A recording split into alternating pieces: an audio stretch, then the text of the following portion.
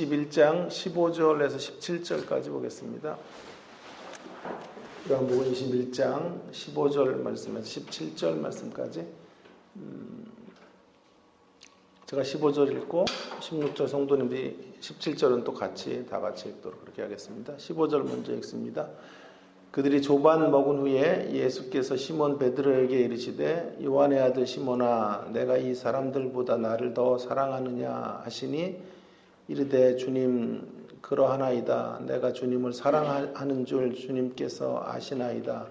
이르시되 내 어린 양을 먹이라 하시고 또 너한테 이르시되 요한의 아들 시몬아 내가 나를 사랑하느냐 하시니 이르되 주님이 그러하나이다. 내가 주님을 사랑하는 줄 주님께서 아시나이다. 이르시되 내 양을 지키라 하시고 함께 읽습니다. 세 번째 이르시되 요한의 아들 시몬아 내가 나를 사랑하느냐 하시니 주께서 세 번째 내가 나를 사랑하느냐 하심으로 베드로가 근심하여 이르되 주님 모든 것을 아시오매 내가 주님을 사랑하는 줄을 주님께서 아시나이다. 예수께서 이르시되 내 양을 먹이라. 아멘. 사랑이 답입니다 라는 게 오늘 말씀의 제목인데요. 드라마, 영화, 노래, 문학작품의 영원한 주제가 있다면 두말할 것도 없이 사랑일 것입니다. 그만큼 많은 이들이 사랑에 굶주려 있고 사랑이 우리 인생의 필수품이다. 우리 인생 여정의 필수품은 사랑이다 라는 것을 알게 해주는 대목이 아니겠습니까? 사랑이 답이라는 걸 반증해 주고 있다고 하겠습니다. 자, 사랑이 답인데 그럼 열심히 사랑하면 될까요?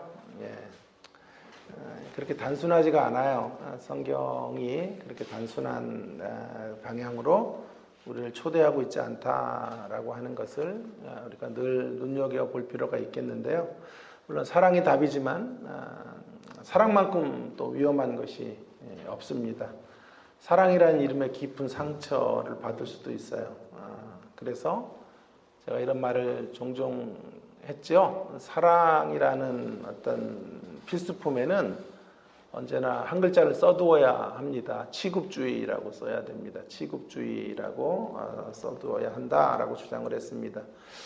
그만큼 사랑이 쉽지 않습니다. 모조품 사랑에 현혹될 수도 있습니다. 그저 열심히 사랑하는 것으로 치명적 상처를 입을 수도 있다라고 하는 것입니다. 한 2주 정도 한국 사회를 뜨겁게 달구고 있는 뉴스 가운데 하나는 펜싱 국가대표 선수의 남현희 씨의 사건인데요. 저희 딸도 1년 넘게 2년 가까이 펜싱 선수 생활을 했기에 좀 기사들을 제가 모조리 찾아서 읽고 인터뷰도 다 듣고 이렇게 했는데요. 실은 이 남현희 씨가 운영하고 있는 그 펜싱 아카데미에 저희 딸을 보내려고 저희가 계획을 했었어요. 그래서 만약에 미국에 안 갔으면 거기서 훈련을 받고 이제 방과 후에 펜싱 아카데미에 보내려고 했기 때문에 남의 일 같지가 않지요. 또 안 보낸 것이 얼마나 다행인가. 또 불미스러운 일로 코치는 자살을 하고 하는 이런 문제들이 생겼지 않아요? 그녀를 사기친 그런 사람은 거론할 필요도 없고요. 남현희 씨의 모습도 너무 납득이 되지 않습니다. 저는 그녀의 행동이야말로 탐욕과 무지의 이중주가 아닌가, 탐욕과 무지의 이중주로 연주하는 삶이 된 것 같다는 생각을 하게 되었습니다. 탐욕에 눈이 멀고 또 너무 무지해요. 어떻게 세상이 돌아가는지 또 어떤 그런 이야기 전체가 정말 도저히 납득이 되지 않는 모습들을 보게 됩니다. 그럼에도 불구하고 그 탐욕과 무지에 기반을 둔 사랑의 몸짓이 아니었을까 하는 생각을 또 해보게 됩니다. 자신에게 명품을 주고 몇 억짜리 차를 선물해 주는 것이 사랑의 표현이라고 생각을 했을 수도 있지 않을까. 사랑받고 싶었기 때문에 또 결혼을 다시 또 하기로 결심한 것이 아닐까요? 자, 어떻습니까, 여러분? 사랑이라는 게 이렇게 단순한 문제가 아니에요. 사랑이 답이지만 사랑에는 언제나 취급주의라는 이런 글자를 써놓아야 한다라는 게 맞지 않습니까? 사랑하기 위해 물불 안 가리고 달려가는 게 답이라면 정말 기독교 신앙도 간단할 거예요. 그래서 내 사랑의 어떤 빛깔과 정체를 확인해야 되고요. 내 사랑의 방향이 무언가 하는 것을 분명히 점검해야 합니다. 제가 기독교 신앙에 이렇게 뭐라 그럴까 귀의했다 그럴까요? 매료된 이유 중에 하나는 바로 여기에 있어요. 늘 성경은 제가 나가야 될 방향과 길에 대해서 수준 있는 말씀들을 항상 던져주셨어요. 그저 우리를 단순 무지한 답으로 초대하시지는 않았고요. 깊은 성찰의 자리로 늘 저를 이끌어 주셨다라고 고백할 수 있습니다. 기독교 신앙이 말하고 있는 고상함 같이 앞에 늘 매료될 수밖에 없습니다.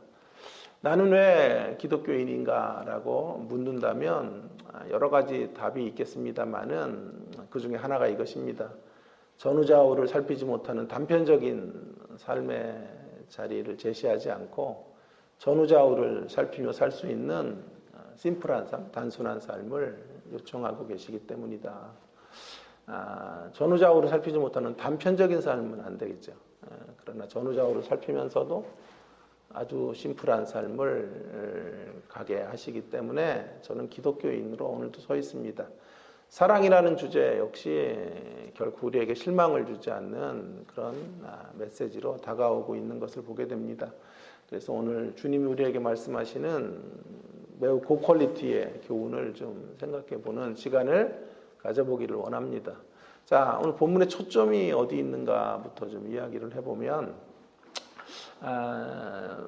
중요한 출발점은 이 본문에서 사랑을 3번 언급하고 있다는 것에 우리가 좀 눈여겨볼 필요가 있습니다. 본문의 제일 중요한 단어는 역시 우리가 읽은 본문의 사랑이죠. 그런데 부활하신 주님이 베드로에게 오셔서 네가 나를 사랑하느냐 3번 물어보셨다고요. 3번 3이라는 숫자의 중요성은 제가 몇 주째 계속 강조를 했기 때문에 다시 거론할 필요가 없고요. 베드로의 삼중 부인에 대하여 삼중 회복을 허락하시는 의도에서 3번이나 사랑하느냐라는 질문을 하고 계시는 건데요. 흥미로운 대목은요. 지금 3가지 요구를 하고 있지 않고요. 한 번에 오직 한 가지 요구를 3번 하고 있다는 거예요. 그러니까 3번 다른 주제들을 가지고 주님이 찾아오실 수도 있는데 그러지 않았단 말이에요. 삼중 부인에 대해서 베드로의 삼중 부인에 대해서 3가지 주제로 이제 물어볼 수도 있고 회복의 자리로 나아가게 할 수도 있지 않아요? 근데 그러질 않으시고 사랑의 이야기를 똑같이 3번 반복하고 있다라고 하는 거죠. 그래서 제가 예수님을 좀 많이 닮은 사람이에요. 제가 반복을 되게 좋아하고 그런 걸 주님 따라서 그렇게 하는 거죠. 다 성경적이에요. 제 모든 이런 어떤 저의 레토릭도 다 성경적인 거다. 예수님이 이렇게 말씀하실 수도 있지 않아요? 믿음, 소망, 사랑이 있느냐 이런 식으로 3개의 다른 주제들을 가지고 물을 수도 있어요. 나에 대한 믿음이 있느냐, 나를 향한 소망이 있느냐, 그리고 나를 향한 사랑이 있느냐 이런 방식으로 물어도 회복이 되죠. 삼중 부인에 대하여 3번의 회복의 이야기로 그렇게 나가도 되는 건데 삼중 회복으로 나가실 때 오직 거론하신 건 3번 연속해서 사랑하느냐 하는 같은 질문을 하셨다는 거죠. 왜일까요? 뭐 답을 충분히 예상하시겠죠. 예수님이 주시려는 게 다름 아닌 사랑의 회복이기 때문에 그래요. 사랑의 회복. 그 사랑의 회복은 신적인 사랑으로만 회복될 수 있어요. 사랑을 받을 때만 회복될 수가 있기 때문에 사랑에 대한 이야기를 3번 반복하고 계시는 거죠. 그가 이제 보면 계속해서 양무리를 향해 나아가야 하지요. 양무리를 먹이고 치고 또 먹이는 일들을 향해서 가야 하는데요. 궁극적으로 그 사랑의 회복의 끝자락은 목표점은 그가 사랑을 재생산하고 자기와 같이 3번 부인한 인생들을 만나주는 거거든요. 만나서 그들을 이끌어갈 때 제일 중요한 게 뭘까? 사랑이죠, 사랑. 사랑 없이 어떻게 이 사역을 감당하겠어요? 그래서 자기와 같이 3중 부인의 인생들을 다시 회복의 강가로 초대하기 위한 사역은 사랑의 회복밖에는 다른 길이 없다라고 하는 거죠. 여러분, 주님을 사랑하지 않으면 우리의 사역은 도저히 감당할 수가 없어요. 사랑이 빠져나간 어떤 삶과 사역을 생각해 보세요. 남는 건 의무감이 남아요, 의무감. 그리고 생계가 남아요, 생계. 2가지밖에 없어요. 의무감으로 하든지 생계로 살아가는 것밖에 없죠. 물론 의무감과 생계로 주님의 일을 감당하는 거, 이런 거에 대한 불만은 없어요. 그걸 시비 걸 필요도 없어요. 사랑이 없는 자리에 주님을 향한 사랑이 뜨겁지 않다고 해서 우리 직분들 다 내려놓을 수 없잖아요. 주님을 향한 사랑이 아침에 충만하지 않았다고 설교 나오다가 돌아갈 수도 없고, 전화해서 자습하세요 그럴 수도 없는 거잖아요. 그러니까 주님을 향한 충실한 사랑이 없을 때는 의무감이나 부담감을 가지고, 거룩한 부담을 가지고 하는 거거든요. 그건 또 귀한 것이죠. 뿐만 아니라 그런 사역을 통해 생계를 유지해 가는 거 굉장히 중요한 것이 아닐까요? 그런 거 너무 만만하게 보면 안 돼요. 생계가 안 되는데, 삶의 유지가 안 되는데 사역을 할 수 있다라고 하는 건 이론적으로는 가능하지만 현실적으로는 실제는 불가능해요. 사랑이 빠져도 의무감을 붙잡아야 되고, 먹기 위해서라도 버텨야 되는 것은 당연한 것이죠. 문제는 이거예요. 의무감만 있고 생계를 위한 수단으로의 사명밖에 없을 때 한 가지가 없어져요. 생명력이 없어요. 생명력이. 우리의 사역에 윤기가 없어지는 거죠. 사랑이 있어야 돼요. 사랑이 있어야만 충실함 가운데, 풍성함 가운데 주의 주시는 활력을 가지고 사역을 감당하게 되는 것이죠.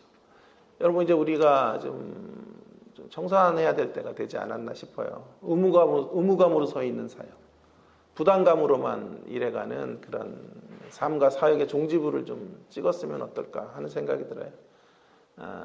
sick and tired라 그러잖아요. 좀 너무 지쳤잖아요. 이런 삶에 실증이 나고 너무 지쳐 있지 않습니까? 왜 이렇게 신앙생활에 윤기가 없나요? 의무감으로 주님을 섬기기 때문에 그래요. 의무감을 넘어 그분을 향한 사랑, 무엇보다도 나를 회복해 주시는 그 사랑을 우리가 그 사랑에 붙들려야 될 때가 아닐까 싶습니다. 곰곰이 생각해 보면요, 우리들의 신앙생활 여정 속에 정말 주님께 한번 이 사랑에 강하게 붙들려 본 적이 있었나? 첫사랑의 달콤함 그런 시기 잠깐 빼고는 정말 주님 앞에 제대로 사랑이 동기가 돼요. 순수한 사랑이 동력이 돼요. 사랑으로 이끌려 본 사역을, 또 삶을 얼마나 살았을까 하는 생각들을 해보게 되면서 말씀을 준비하면 또 얼마나 저 자신을 되돌아보게 되는지 몰라요. 우리가 돌아가야 될 자리는 삼중 부인과 같은 삼중적 부인의 인생, 우리의 인생이잖아요. 그런 인생을 향한 삼중 사역으로 다가오셨던, 삼중 회복과 삼중 사역을 향해 우리를 이끌어 주셨던 그 사랑의 자리로 돌아가야 합니다.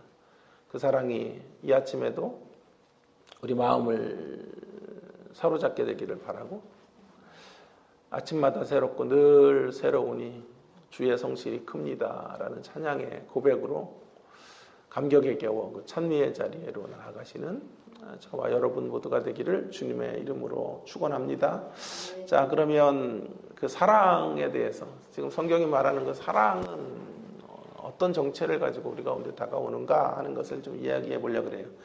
사랑은 한마디로 말하면 감염의 감염. 사랑은 감염이다 라고 말하고 싶어요. 지금까지의 논의를 기반으로 성경이 말하는 사랑 무엇일까? 요한복음 21장 15절 17절에서 말하는 사랑이란 감염의 감염. 사랑에 대한 무엇보다도 먼저 점검해야 될 것은 신적 사랑에 감염되는 것이라고 말하고 싶어요. 네가 나를 사랑하느냐, 다른 것보다 나를 사랑하느냐, 다른 사람보다 나를 사랑하느냐 하는 말씀은 저의 워딩으로 말하면 신적 사랑에 진정으로 감염되어 있느냐라고 주님이 묻고 계시는 거죠. 다시 강조하지만 사랑은 그저 사랑하면 되는 단편적인 답으로 나아가는 문제가 아니에요. 누군가를 사랑하고 뜨겁게 사랑하면 되는 문제가 아니죠. 그저 사랑하는 것으로 기독교 신앙이 이제 귀결된다면 그러면 기독교 신앙은 정말 쉬운 어떤 길일 수도 있어요. 마땅히 해야 될 걸 하면 되는 문제가 아니죠. 저는 그래서 이런 기독교를 별로 안 좋아해요. 당위에서 당위로 나가는, 마땅히 그래야 한다는 당위를 가지고 늘 당위를 말하는 그런 설교도 별로 안 좋아요. 당위에서 당위로만 늘 여행하는 그런 설교, 소위 말해서 명령법이 난무한 설교 혹은 가르침의 기독교를 이제 좀 탈피해야 될 때가 되지 않았나 싶습니다. 성도들은 그런 당위가 없어서 더 깊은 신앙의 자리를 확보하지 못하는 게 결코 아니에요. 당위의 결여가 아니라 사랑의 결여가 문제죠. 사랑이 없어서 지치고 힘들고 윤기 없이 신앙생활을 하는 건데, 자, 그 문제를 그런 방식으로 접근하지 않은 채 계속 이래야 된다, 해야 될 의무감 같은 것만 부여하는 기독교 신앙으로 가는 거죠. 그래서는 안 되겠습니다. 더 주님의 위대한 기독교 신앙의 사랑의 위대함 같은 것들을 느끼게 하고 맛보게 할 때, 그것을 흔히 복음의 직설법이라고 하잖아요. 복음의 직설법, 주님이 승리하셨고 주님이 우리를 은혜 가운데 건지셨고 그 은혜 가운데 승리하셨음을 이야기하는 복음의 직설법이 많이 선포돼야 되고 많이 이렇게 설명되어져야 하지 않을까요? 그 직설법을 풍성히 경험하는 말씀이 필요한 때가 아닐까요? 당위에서 당위로 나아가는 가르침에 대한 누적된 피로감들을 성도들은 가지고 있다고 생각해요. 저는 글쎄 모르겠어요. 20년 동안 저희 학교에서 외부 집회를 제일 많이 한 교수가 아닐까 싶은 생각이 드는데요. 저는 외부 집회 뭐 전공자일까요? 어떤 분야로 가서 외부 집회 제일 많이 할까요? 헌신 예배. 제가 제일 많이 가는데 헌신 예배예요. 힘들어요, 헌신 예배. 왜냐하면 목사들이 힘들어요, 헌신 예배 인도하기가. 레파토리가 없어요, 별로. 헌신해라밖에 없잖아요. 근데 성도들은 또 피로감을 갖고 있다. 그러니까 강사 세우는 거거든. 제가 가면 성도들 인상이 전부 딱딱하게 굳어 있어요. 담임 목사가 안 되니까 이제 외부에 센 사람 불러다가 또 헌신하라는 거 아니에요. 봉사하라 그러고 헌금 내라 그러고 시간 하나님께 바치라, 그런 이야기들 또 하겠지라고 예상할 수 있잖아요. 그래서 제가 이제 교회들을 다니면서 느끼는 건 많은 성도들이 누적된 피로감을 가지고 이렇게 몰아붙이고 의지를 작동시켜서 의지를 막 강압해서 성도들을 끌고 가는 이런 기독교의 신앙에 지쳐 있다는 것을 제가 느끼게 돼요. 거기다가 제가 강사로, 외부 강사로 가서 거기다 당위 하나를 더 추가해. 센 이야기를 통해서 마땅히 그래야 될 것 하나 더 추가하는 건 현명한 처사가 아니다 라는 생각을 하게 됩니다. 그렇게 되면 어떻게 되나요? 당위에서 당위로 계속 나아가면요, 당이 충만해져요. 당이 충만. 그래서 당뇨에 걸리는 거예요. 그래서 제가 당뇨의 원인을 지금 여러분에게 밝히고 있는 거예요. 영적 당뇨를 말하는 거예요. 신앙적 당뇨에 걸리는 자리가 당위에서 당위로 나아가다가 당이 충만해지면 신앙적 당뇨에 걸리고, 그럼 어떻게 되는지 아세요? 당뇨의 끝자락 합병증이 와요. 이게 얼마나 심각한 문제인지 몰라요. 그래서 무엇보다도 사랑은 우리의 사랑에서 출발하는 게 아니에요. 주님의 사랑에서 시작해야 된다라는 이야기를 말씀드리고 싶어요. 시작만이 아니라 그 사랑의 진행도, 사랑의 마침도 주님의 사랑, 신적 사랑에서 시작되고 신적 사랑으로 이어져 가고 신적 사랑으로 귀결되어져 가야 한다라고 말하고 싶어요. 자, 그래서 신적인 사랑에 감염되는 게 무엇보다도 중요한데, 자, 그 이유를 좀 구체적으로 한 두 가지 더 상세하게 좀 이야기해 볼게요. 사랑의 감염이 중요한 이유 첫 번째, 그래야 사랑의 전염이 가능해요. 감염이 중요한 이유는 전염을 위한 거죠. 전염. 사랑의 감염이 중요한 이유는 신적 사랑에 감염된 사람만 그 신적 사랑을 가지고 하나님께 받은 사랑을 가지고 다른 이들을 전염시킬 수 있어요. 다른 이들을 신적 사랑에 우리가 먼저 감염된 자로 중독되어야 또 다른 이들을 이 중독의 자리로, 신적 사랑에 중독된 자리로 초대하여 살아가게 만들어 놓을 수 있죠. 이 땅의 모든 인생들은 어쩌면 중독으로부터 자유롭지 못해요. 한 가지는 우리 모두 중독되어 있는 것 같아요. 다른 사람의 중독에 대해서 우리가 이야기하지만 우리 모두도 한 가지 중독은 걸려 있어요. 뭔지 아세요? 스마트폰 중독은 우리 모두 동일한 것 같은 생각이 들어요. 제가 지하철에서 한번 이렇게 유심히 관찰을 했어요. 내가 앉아있는 자리와 내 앞자리, 옆에는 뭐 볼 것도 없고 중에 스마트폰을 얼마나 쓰는가, 몇 명이 쓰나 봤더니요, 핸드폰을 쥐고 뭔가 열심히 하는 사람이 전부 다예요. 딱 한 사람이 핸드폰 안 보더라고요. 그래서 제가 정말 존경스러운 눈빛으로 그 사람을 쳐다보면 우러러 보는데 자고 있더라고요. 그래서 두 개를 매치하니까 이런 결론에 도달했어요. 잘 때를 빼고는 우리 모두는 스마트폰을 옆에 끼고 살아간다라고 하는 거죠. 남녀노소 상관없어요. 사춘기 애들만 문제가 아니에요. 지금 사실은 스마트폰을 가장 많이 쓰는 인구는 60대 이상이라 그래요. 스마트폰을 제일 오래 쓰는 사람들은 연세 드신 분들이에요. 그러니까 아이들에게 중독됐다고 야단칠 게 아니라 사실 우리 모두가 스마트폰 없이 이 땅을 살아갈 수 없는 이런 인생의 길을 걷고 있지 않아요. 그래서 여러 가지 뭐 해법, 해로운 중독에서 벗어나는 방법들을 말한다고 효과가 없더군요. 자, 이제 저의 방법은 그런 해로운 중독을 벗어나는 길들을 말해주는 것도 중요하지만 유익한 중독에 빠지게 하는 거예요. 유익한 중독, 더 나은 중독의 삶이 있을까? 그것이 바로 사랑에 중독되는 거죠. 주님의 사랑에 중독되고 매료된 사람으로 우리가 이 땅을 살아가야 되겠습니다. 단 하루도 그분의 사랑을 느끼지 못하고 사는 불충함을 범하지 말아야 되겠어요. 날마다 그분의 사랑에 붙들려 살아가는 우리가 되어야 할 것입니다. 사도 바울의 간구가 우리의 간구 되기를 바랍니다. 에베소 3장 17절에서 19절에서 바울은 이렇게 설파합니다. 믿음으로 말미암아 그리스도께서 너희 마음에 계시게 하시옵고 너희가 사랑 가운데서 뿌리가 박히고 터가 굳어져서 능히 모든 성도와 함께 지식에 넘치는 그리스도의 사랑을 알고 그 사랑의 너비와 길이와 높이와 깊이가 어떠함을 깨달아 하나님의 모든 충만하신 것으로 너희에게 충만하시기를 구하노라.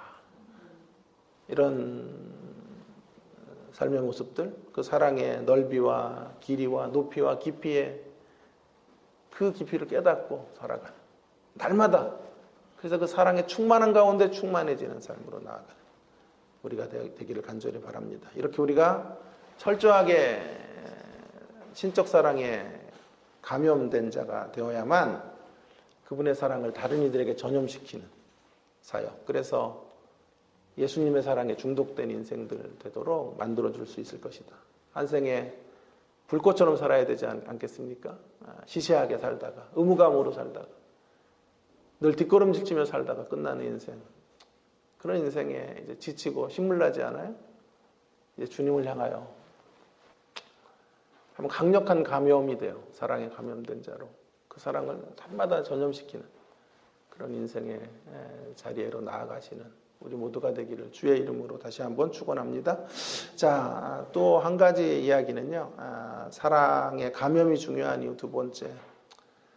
이 사랑에 감염되지 않으면요. 내 사랑의 한계를 직시할 수 없어요. 내 사랑의 한계를 직시할 수 있기 때문에 신적 사랑에 감염되어야만 내 사랑에 리밋이 있다는 것을 알게 되고요.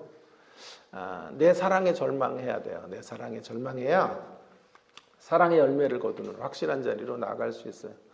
자, 오늘 본문에 보시면요.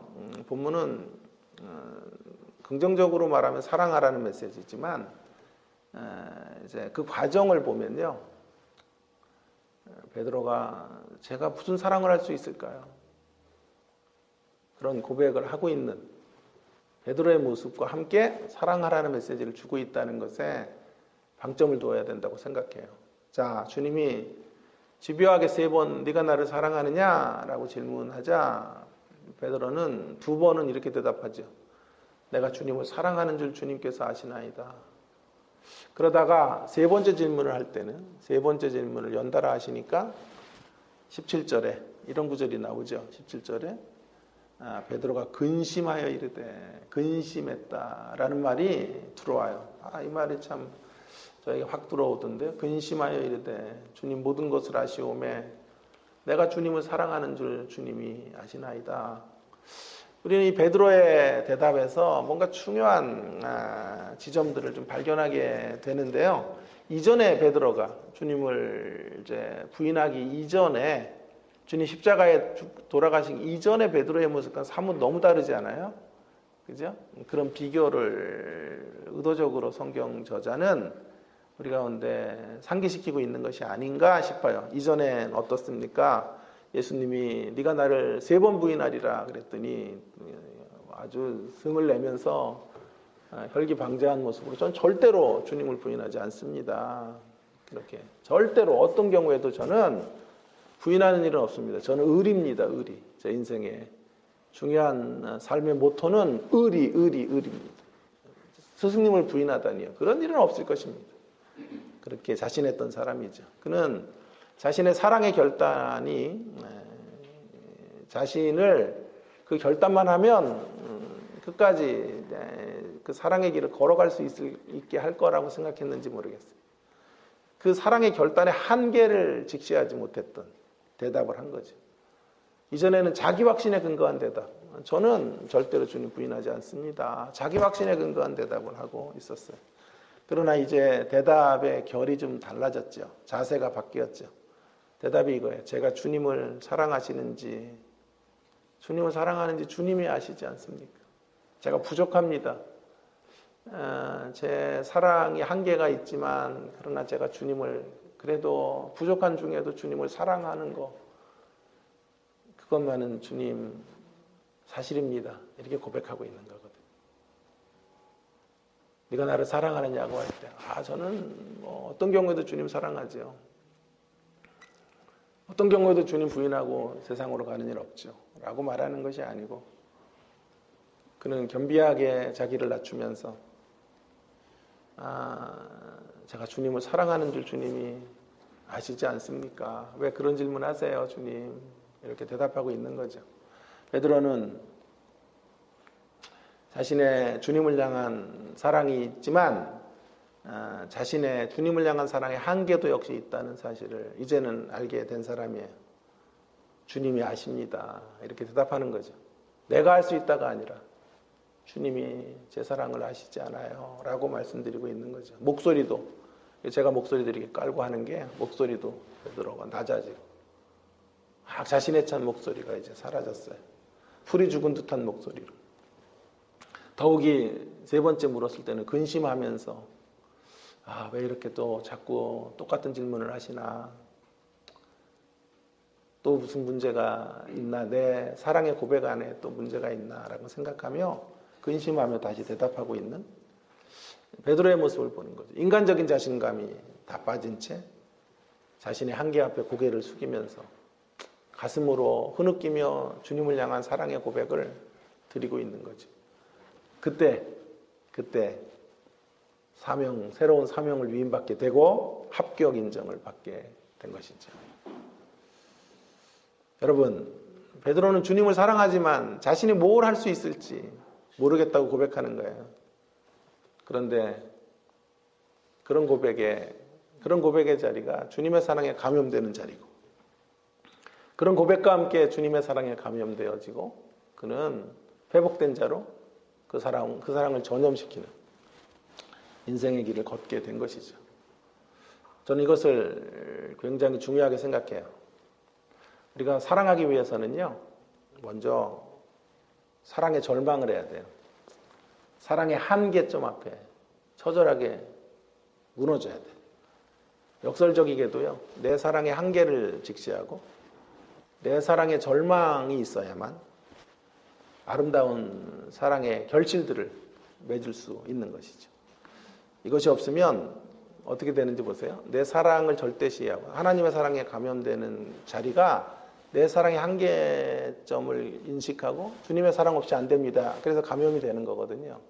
근데 그 행위가 없으면요, 그 자리가 없이 사랑으로 나가면 어떻게 되냐 하면요, 반드시 이렇게 가요. 내가 사랑을 준 것만큼 본전 생각이 나요. 본전 생각. 사랑하면 할수록 어떻게 되는지 아세요? 내가 남다른 사랑을 남에게 줬다고 한번 가정해 보세요. 그러면요, 그 사랑을 준 것만큼 기대치가 생겨요. 저에게. 내가 이런 사랑을 줬으니까. 내가 이렇게 헌신적인 사랑을 했으니까. 상대가 그 사랑에 응답할 거라고 생각하게 되죠.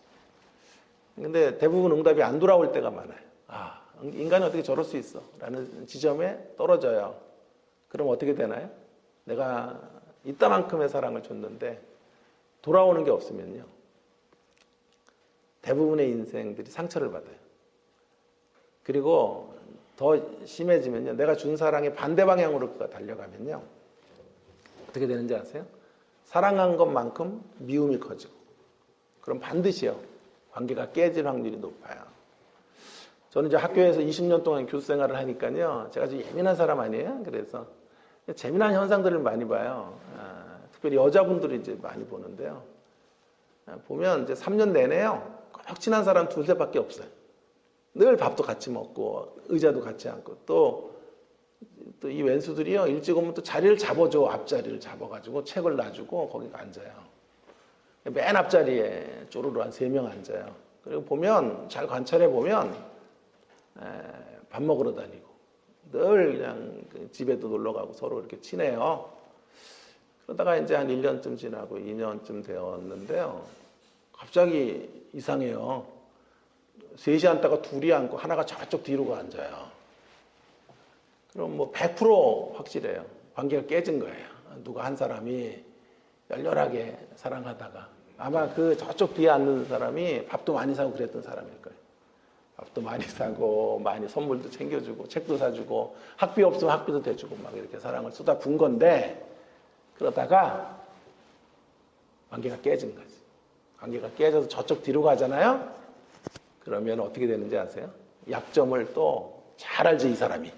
이 셋이 지내는 중에 가졌던 약점들이 있잖아, 서로. 서로의 한계가 있잖아. 가정의 대소사를 다 알잖아요. 그래가지고 이제 그거를 가지고 또 온통 이 반 안에서 그 이 사람들에 대한 이런 한계와 약점들을 욕을 하고 다니고 이런 일들이 있어요. 신학교가 여러분 천사들의 모임이 아니에요. 그래가지고 다들 와서 나 신학교가 나 이런 줄 몰랐다 이제 얘기하는데, 그렇게 말하는 사람부터 고쳐야 돼요. 사실은 남에게 얘기할 게 아니라. 깜짝깜짝 놀래죠. 어쨌든 중요한 것은요, 왜 그런 일들이 벌어지게 되냐면 자신의 사랑의 한계를 몰라서 그래요. 내가 사랑을 많이 쏟아 부어주면 그가 그 사랑에 대해서 응답을 하고 그 사랑에 리스폰스를 줄 거라고 생각하는 거잖아요. 근데 사실은 그렇게 잘 이루어지지가 않아요. 내 사랑에 대하여. 그래서 사랑은 오래 참는 게 첫 번째예요. 오래 참을 수밖에 없는, 내 사랑을 뭐 단기간에 쏟아 부었다고 사람이 그렇게 감동해서 확 돌아오고 인생을 바꾸고 그런 일들이 잘 우리의 삶 속에서 잘 이루어지지 않아요. 여러분, 그렇기 때문에 보세요. 사랑하는 게 답인데, 사랑을 하는 자리가요, 또 역설적이게도 사랑을 깨는 자리가 될 확률이 높아요. 제가 인생에 많이는 안 살았지만 경험을 통해 하는 얘기니까 잘 좀 적어두세요. 자, 사랑을 뜨겁게 하는 게요. 사랑을 가장 크게 깨트릴 가장 높은 확률일 수 있다는 거. 우리가 명심해야 돼요. 저는 묻고 싶어요. 우리의 사랑의 열기는 얼마나 지속될 수 있을까요? 다른 일을 향한 사랑이 얼마나 오랫동안 우리 가운데 참음의 모습으로 등장할 수 있을까요? 확언하건대 별로 그렇게 길지 않아요. 곧 인내는 바닥이 나고 말 거고. 그래서 제가 얘기해요. 의무감으로 하나님의 교회 섬기면 안 돼요. 하나님의 사랑으로 섬겨야 돼요. 내가 이만큼 교회 일하고 이만큼 영혼들을 향해 섬겼는데, 왜냐하면 내가 준 사랑만큼 돌아오지 않을 때 그 사랑의 관계는 깨지는 자리로 나가게 되는 거기 때문에 짝퉁 사랑으로 가는 거죠. 내 의지로 사랑하려는 건 반드시 짝퉁 사랑이에요. 그래서 모든 인생들이 사랑을 갈망하면서도 사랑 때문에 그렇게 울고 괴로워하고 사랑 때문에 원수가 되는 일이 비일비재한 이유가 바로 여기에 있는 거예요. 그러기에 제가 다시 강조하는 거예요. 사랑에는 반드시 어떻게 써둬야 돼요? 취급주의라고 쓰고 사랑을 실행해야 돼요.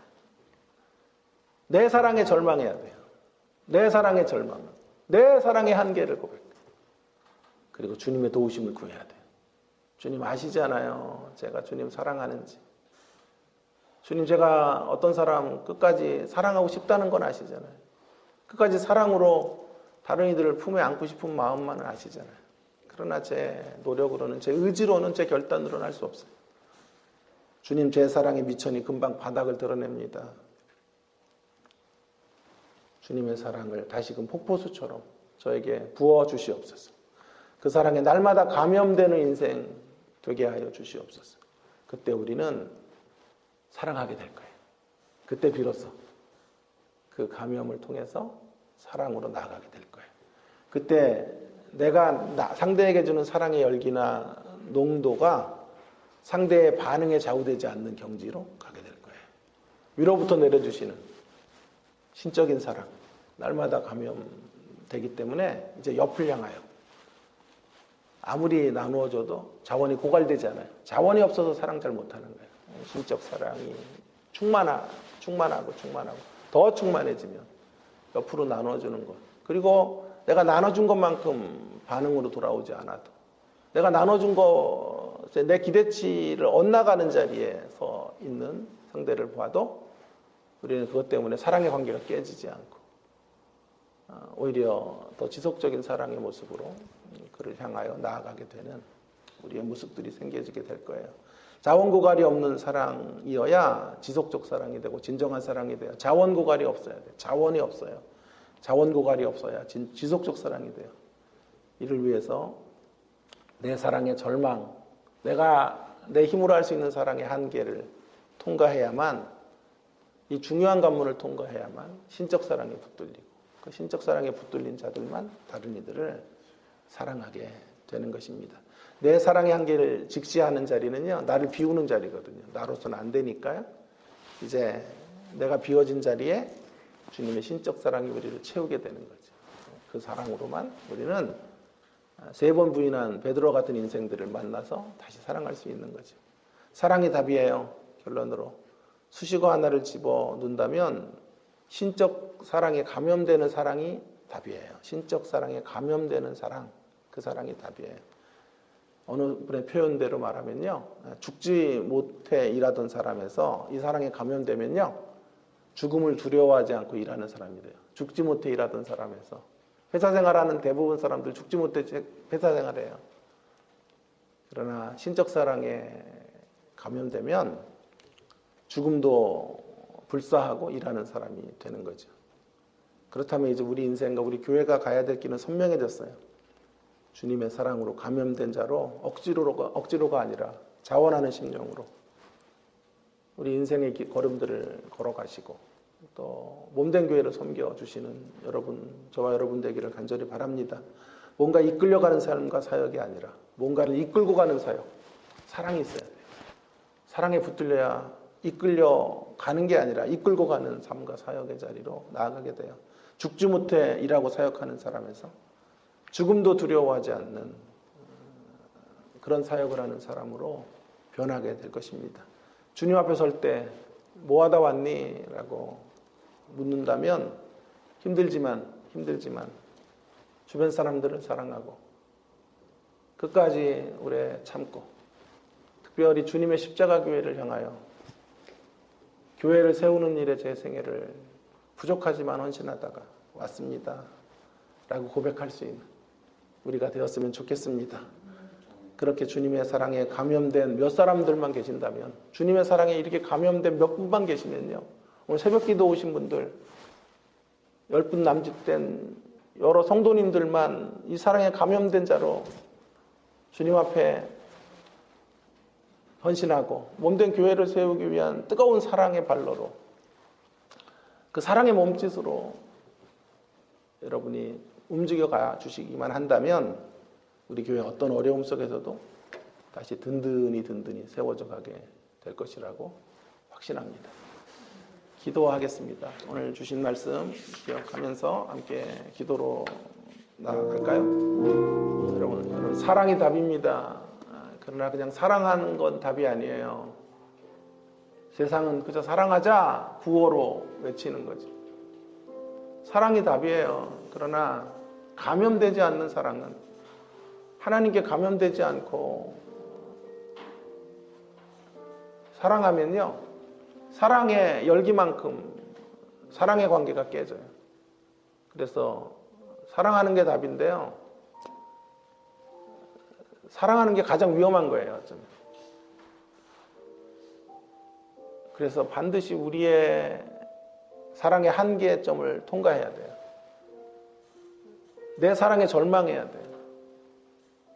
내 사랑의 미천 가지고는 안 돼요.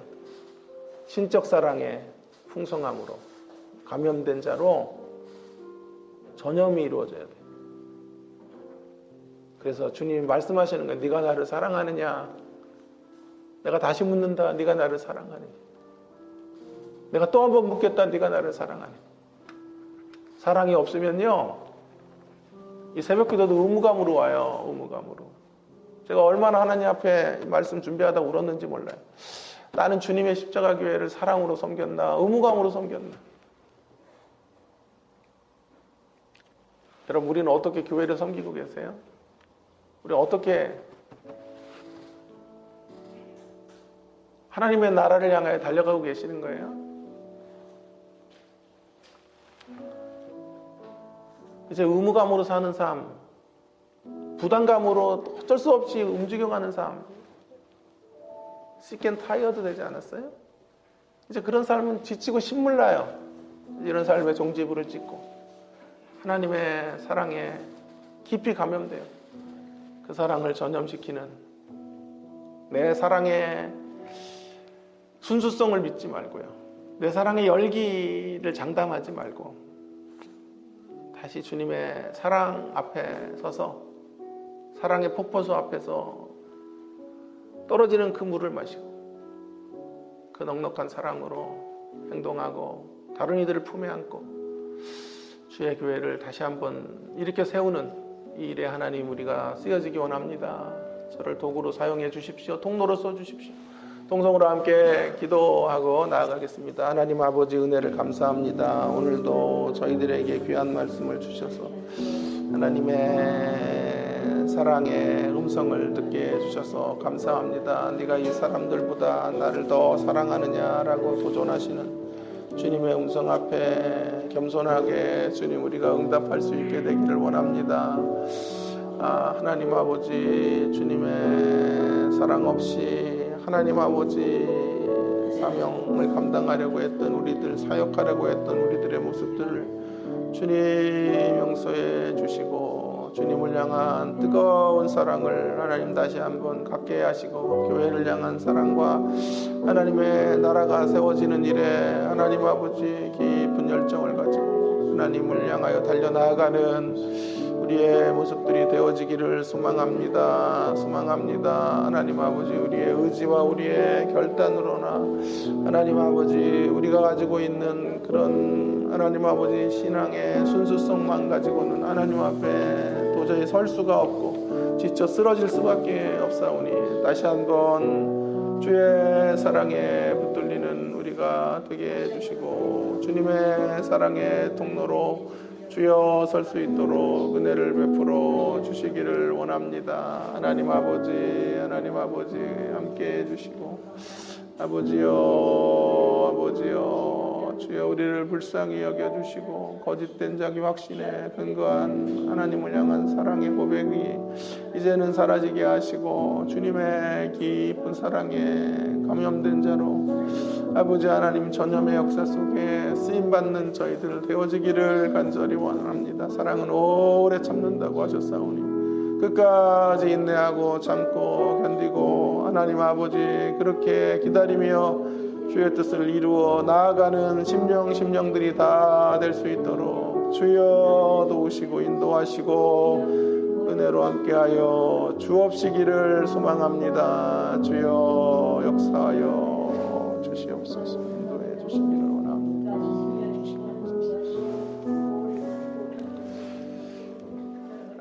하나님 아버지, 오늘도 귀한 생명의 말씀 저희들에게 주셔서 감사합니다. 의무감으로 부담감으로 하나님 우리의 맡겨진 사람들을 대했고 또 몸된 교회를 섬겨오지 않았나. 주님, 우리 자신들을 되돌아봅니다. 하나님 아버지, 언제 우리 마음 안에 주님의 사랑이 강같이 흐르고 폭포수처럼 넘쳐났는지 하나님 아버지 되돌아봅니다. 부끄럽습니다. 너무 죄송합니다. 다시 주님 심기일전하여 신적 사랑에 감염되는 자리로 나아가는 저희들 될 수 있게 되기를 간절히 원합니다. 하나님, 그 사랑에 감염된 자들로 사랑으로 다른 이들을 전염시키는 이 위대한 역사에 쓰여지는 통로 되게 하여 주시옵소서. 주님 앞에 섰을 때 뭐하다 왔냐라고 주님 물으시면 주여 다른 이들 사랑하다 왔습니다. 주님의 사랑으로 베드로와 같은 인생들 끌어안다 왔습니다. 몸된 교회, 연약한 교회 섬기다 왔습니다. 주님의 사랑으로 몸된 교회를 든든히 세우는 귀한 사역에 쓰임받다 왔습니다 라고 고백할 수 있는 저희들이 될 수 있기를 간절히 원합니다. 하나님 아버지, 교회가 힘들고 어렵지만 주님의 사랑에 감염된 몇 사람만 있어도 하나님, 우리 교회는 다시 새로워지고 힘을 얻고 능력 가운데서 주의 위대한 사명들을 감당하는 신앙 공동체로 세워지게 될 줄로 믿습니다. 우리가 그 한 사람으로 서게 하시옵시고 신적 사랑에 붙들린 인생들로 몸된 교회를 섬기는 주의 자녀들이 다 될 수 있도록 은혜 위에 은혜를 더하여 주시옵소서.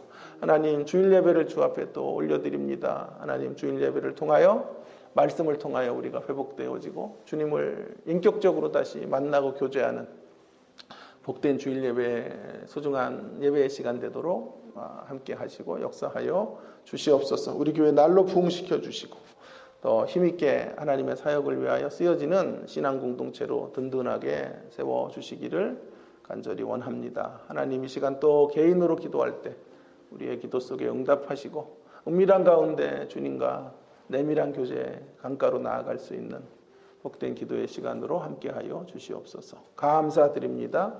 이 모든 말씀 예수님 귀하신 이름으로 기도합니다. 아멘.